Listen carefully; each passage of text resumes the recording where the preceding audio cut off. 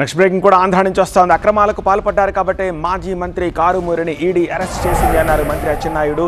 BC నేతలను వేధిస్తున్నారంటూ YCP దుష్ప్రచారం చేస్తోంది అన్నారు. వైసీపీ పాలనలో టీడీపీ బీసీ నేతలను ఇబ్బంది పెట్టారు అని ఆరోపించారు.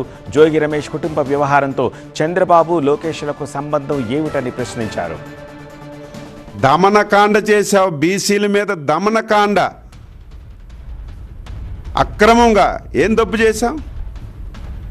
నేను ఇప్పుడు చెప్పాను కదా, ఆన్సర్ చేయమని చెప్తాను. నాకు 2 సార్లు జైల్లో పెట్టి ఏం తప్పు చేశానని జైల్లో పెట్టావు. తెలుగుదేశం పార్టీ కరుడుగట్టిన కార్యకర్తగా ఉన్నాం, గొంతెత్తి మాట్లాడుతున్నాం, నీ అవినీతి అరాచక విధానాలని మాట్లాడుతున్నామని చెప్పి నా మీద కేసులు పెట్టారు. ఈరోజు గొంతు చిచ్చుకుంటున్నారు. ఏం చట్టం తన పంచాయతీ చేయదా? ఈరోజు నేను చెప్పామా?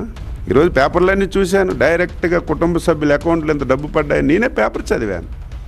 నీ కుటుంబ వ్యవహారం నేను ఆయన వచ్చి గొంతు చించుకుంటున్నాడు, లోకేష్ మీద పడుతున్నాడు, రెడ్ బుక్ అంటున్నాడు, రేపు డెత్ బుక్ అన్నాడు.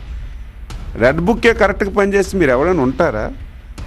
నీ కుటుంబ వ్యవహారం అది.